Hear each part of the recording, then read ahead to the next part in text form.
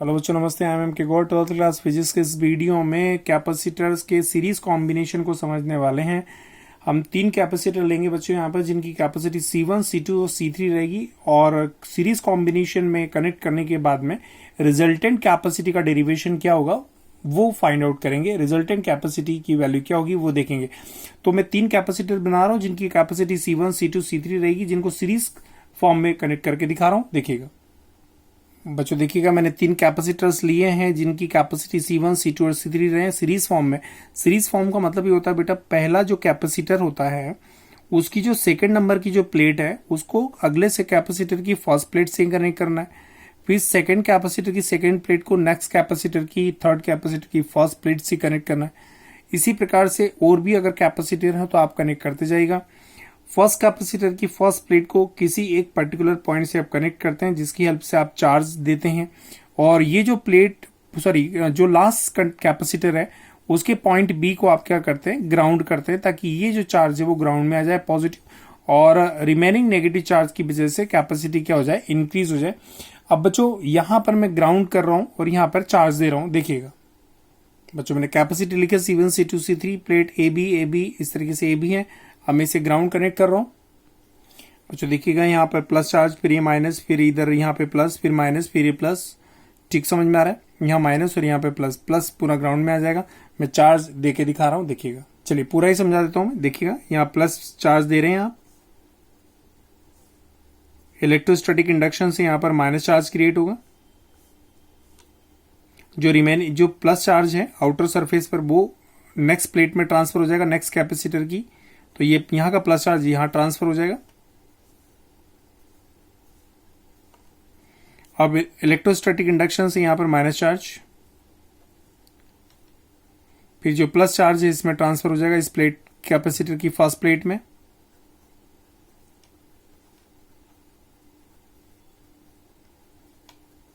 इसके बाद में यहां पर इलेक्ट्रोस्टैटिक इंडक्शन वापस होगा और यहां माइनस चार्ज, और ये जो प्लस चार्ज है वो ग्राउंड में आ जाएगा। तो इस तरीके से इस कॉम्बिनेशन को सीरीज कॉम्बिनेशन कहते हैं। आप सपोज करते हैं कि जैसे आप चार्ज दे रहे हैं, यहां पर जो पोटेंशियल डिफरेंस क्रिएट हो रहा है बच्चों V1, और यहां पर पोटेंशियल डिफरेंस क्रिएट हो रहा है V2, और इन दोनों प्लेटों के बीच में पोटेंशियल डिफरेंस क्रिएट हो रहा है V3। तो यहां पर पोटेंशियल डिफरेंस V1, यहां पर पोटेंशियल डिफरेंस V2 और यहां पर पोटेंशियल डिफरेंस V3। ठीक है बच्चों, अब मैं पोटेंशियल डिफरेंस को कैसे फाइंड आउट करते हैं देखिएगा। अब रिजल्टेंट कैपेसिटी का डेरिवेशन कैसे निकलेगा वो पहले देख लीजिएगा। सबसे पहले तीनों पोटेंशियल डिफरेंस की वैल्यू निकाल लेते हैं। देखिए Q इक्वल टू CV होता है, मतलब अगर V निकालना चाहते हैं पोटेंशियल डिफरेंस तो Q अपॉन C हो जाएगा। तो Q अपॉन में कैपेसिटी, चार्ज अपॉन कैपेसिटी बराबर पोटेंशियल डिफरेंस। इस फॉर्मूले को यूज करने वाले हैं हम लोग। अब यहाँ पर सभी के ऊपर चार्ज की जो वैल्यू रहेगी वो सेम रहेगी तीनों पर। तो यहाँ पर मैं plus Q charge, minus Q, plus Q, minus Q, plus Q, minus Q, तो सभी पे चार्ज की वैल्यू कैसी रहेगी बच्चों, सेम रहेगी। देखिए मैंने यहाँ चार्ज लिखा plus Q, minus Q, plus Q, minus Q, plus Q और माइनस क्यू चार्ज। ठीक है, अब हम क्या करना चाहते हैं, potential difference between the plates of the capacitor, first capacitor. बच्चों लिखा मैंने potential difference between the plates of the first capacitor, मतलब यहाँ पर पोटेंशियल डिफरेंस V1 की वैल्यू हो जाएगी चार्ज Q अपॉन C1, यहाँ C1 हो जाएगा। तो यहाँ पर V1 की वैल्यू हो जाएगी Q अपॉन C1, V2 की वैल्यू Q अपॉन C2 और V3 की वैल्यू Q अपॉन C3। तो मैंने लिखा है potential difference between the plates of the second capacitor V2 हो जाएगा, और V2 की वैल्यू हो जाएगी चार्ज Q अपॉन में कैपेसिटी C2। इक्वेशन नंबर हो गई सेकंड। अब हम यहाँ पर V3 की वैल्यू कैलकुलेट करेंगे कि V3 की वैल्यू कितनी होगी, वो Q अपॉन C3 होगी। मैं लिख के दिखा रहा हूं, देखिएगा। तो बच्चों यहाँ पर V3 equal to Q upon C3 होगी। अब यहाँ पर तीनों वैल्यू को अगर मैं ऐड करूं तो टोटल पोटेंशियल डिफरेंस आ जाएगा तीनों कैपेसिटर के लिए। तो नेट पोटेंशियल या टोटल पोटेंशियल डिफरेंस कैलकुलेट कर लेते हैं। तो उसको ऐड करने के लिए, उसको कैलकुलेट करने के लिए तीनों पोटेंशियल डिफरेंस को आपको क्या करना पड़ेगा, ऐड करना पड़ेगा। तो देखिएगा total potential difference V equal to V1 plus V2 plus V3 from equation first, second and third V1, V2, V3 की वैल्यू पुट करेंगे बच्चों। यहाँ पर Q बाय C, यहाँ Q upon C1, Q upon C2, Q upon C3 equation first, second, third से यहाँ पर put करेंगे। तो V की value Q upon C equal to, तो बच्चों देखिएगा यहाँ से मैंने Q को कॉमन निकाला है और वो Q से इस Q को मैंने क्या किया, कैंसिल कर दिया। चलो एक स्टेप और आगे बढ़ा देते हैं। तो यहाँ पर Q था देखिएगा, और यहाँ से मैंने तीनों जगह से किसको कॉमन निकाल लिया, Q को। ये Q से Q क्या हुआ, cancel out, 1/C 1/C1 plus 1/C2 plus 1/C3।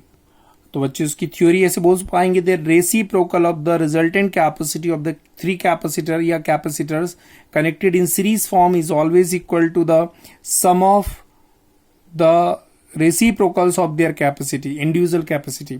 फिर से मैं एक बार बोल के दिखा रहा हूं, the reciprocal of resultant capacity of the capacitor connected in series form is always equal to the sum of reciprocals of individual capacities।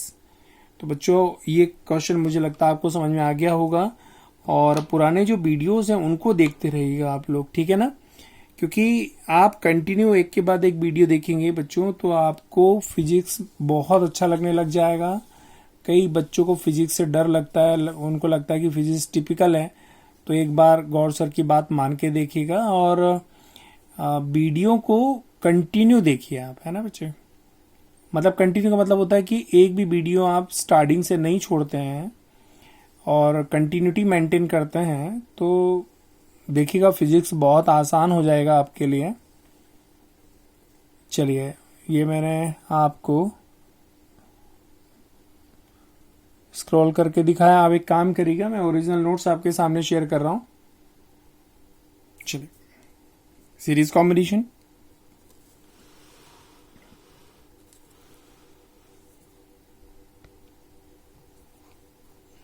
चलिए बच्चों ये देखिएगा मैं स्क्रॉल कर रहा हूं, और तो बच्चों आज के इस वीडियो में इतना ही काफी है। Thank you so much. देखिए रिजल्टेंट कैपेसिटी का डेरिवेशन आ गया और इससे न्यूमेरिकल, इसको न्यूमेरिकल में अप्लाई करेंगे। तो आज के इस वीडियो में इतना ही काफ़ी है। Thank you so much.